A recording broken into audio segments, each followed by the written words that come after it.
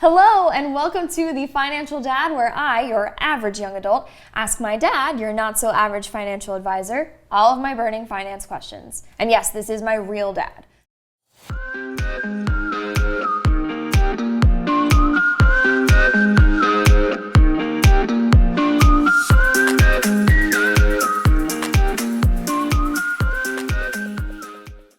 Let's talk about credit cards, how they work, how to repay them, and how to decide you're ready to open your first account. So how do credit cards work? All right. So what happens with a credit card is that, let's say that you go to a store and you spend $100 on a credit card. Okay. Now the store has several options here. They can make you pay cash only. They can accept a credit card. They could accept a check, let's say. Okay. By accepting a credit card or cash, they know that the check, they don't have to worry about a check bouncing, meaning that the check you didn't have enough money to pay for it, right? So with the credit card, what they get is they get paid very quickly, and you get the convenience of not having to carry all that cash with you when you go to the store.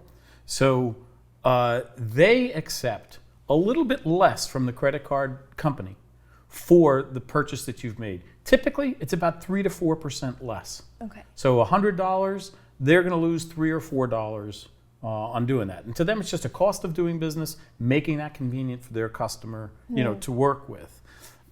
The credit card company is going to get from you within 30 days that money itself. So what happens is they put the money out within a day or two to the store. So the store gets its money very, very quickly. Within 30 days, they get that money from you if you pay it off entirely. And so what happens is for that amount of money, they earn, think about it, 3 or 4% in 1 month on that money. Is that interest? It's a return on investment, if you think about it, okay? It's not specifically interest, but that's like earning 36 to 48% per year on your money. So that's why they loan the money out for that first month. Yeah. And because you owe them the whole amount back, not the discounted amount back. So they make a good amount of money. And from that, they have to pay their expenses of operating, right? And they pay costs of interest because they typically borrow the money also. Oh my gosh. We had a separate discussion about the Federal Reserve and the banking system. So they may borrow the money from a bank to do it at 5%, but they're earning the equivalent of 36% or something like that. Okay. So it makes sense for them to do it like this. Now, also in that difference, that spread between say 5% and 36+%, they have to also account for the losses that they're going to suffer, because some people are going to steal things through credit cards and some people are not going to pay back the money on the credit card. So they make money when the amount of money that they made as a discount from that discount exceeds their expenses, as well as any losses from people not paying back or theft and stuff like that. And so that's how they make money, is that spread and difference. Now, if you don't pay it off in 30 days, they've still made that 3 or 4% because you still owe the full amount. And now you start paying 18% on the money. Okay? So it's very, very expensive to use a credit card to borrow money to use over a longer period of time. So they're still making what is a very good return on money, even though they've got expenses and they've got the cost of borrowing the money, et cetera, et cetera, et cetera. But that higher rate of 18%, that only kicks in if you don't pay it back within a month. That's correct. Virtually all credit cards. It's not like when you pay it back, if you pay it off by the due date, virtually all credit cards, you do not owe any interest or any fees for having used that money for that 30 days. So interesting. I feel like I used to think about credit cards as using money that just didn't exist. But that doesn't make any sense.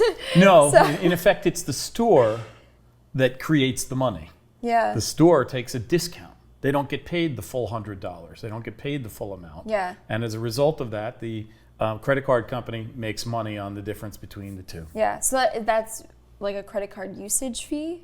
Is that what that would be called? Or well, what would they may, some credit card, some vendors, some stores ask you to pay additional if you use a credit card to cover that. To cover the difference between that and cash. Oh, correct. Okay.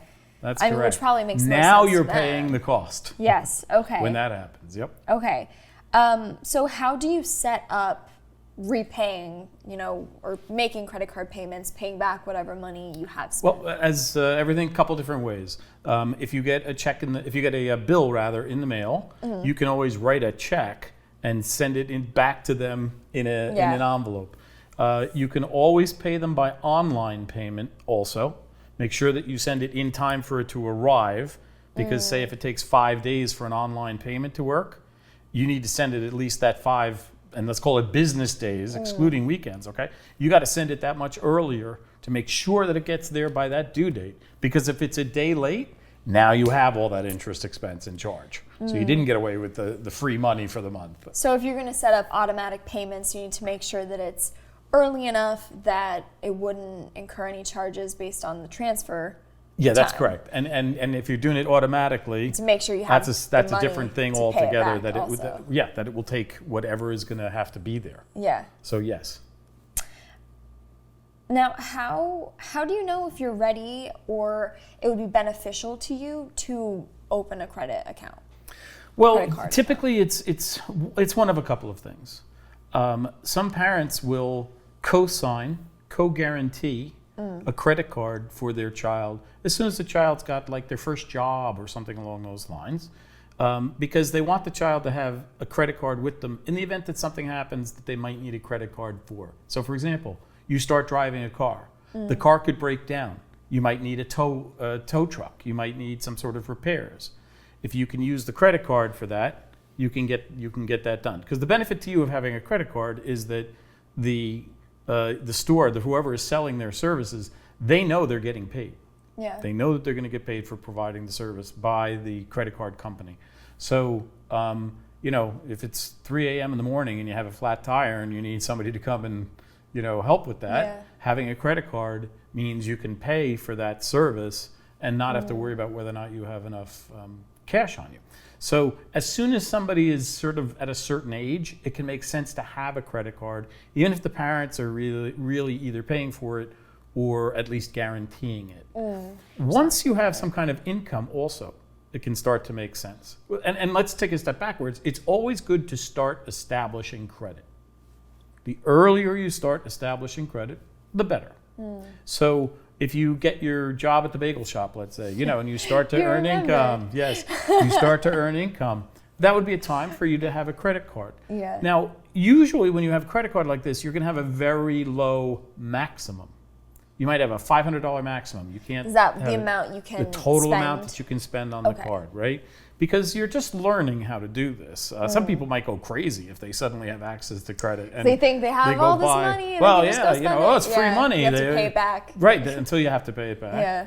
So, there's a limit that credit card companies will put on people, or that parents will put on children, of how much they're willing to take a risk, that they might be called upon to return, to repay, okay? So there's going to be typically some kind of a limit. Every credit card has some kind of a limit, probably, maybe with the exclusion of one company. But they typically have a limit on how much they will loan to you, in effect, to do this. Does that depend on your... I don't know how else to say this besides net worth, what you have available in terms of... Well, no, it's typically going to have something to do with, it's a bit like a loan. How much is your income? And have you paid back other things before? And if it's your first card and you've paid back nothing before, you're typically going to have a cosigner, and it's going to be a very low maximum.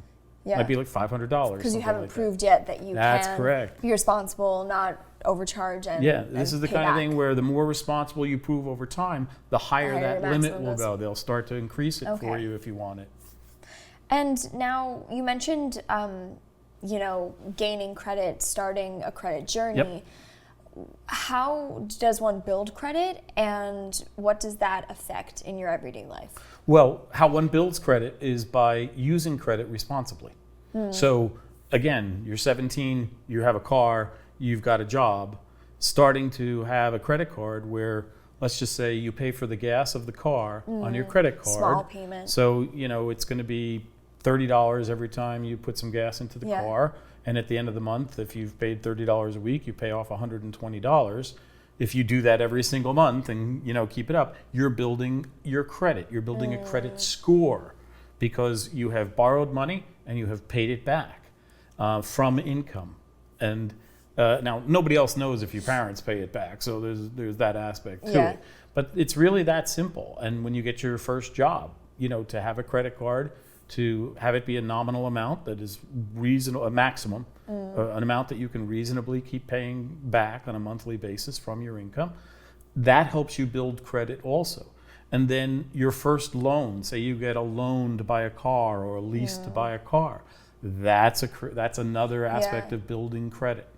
Again, you might have a co-signer for that, but it doesn't matter. As long as you're paying it and paying it regularly, you're building your credit. You're building it up. How that impacts you in your daily life is that anytime in the future when you're going to go to try to use credit or get more credit for something, whether it's a higher limit on a credit card or a loan on a car, or more importantly, a mortgage, to a certain degree, college loans for your kids, stuff like that, all of that is dependent upon what that credit score is. So if you have an absolutely horrible credit score, getting a mortgage may not be possible.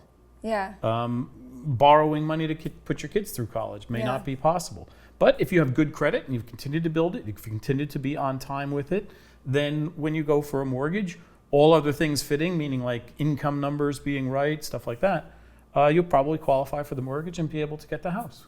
So that's where it impacts you the rest of your life. Yeah, so it seems like it's really about making sure that you are living within your needs even when you're dealing with credit.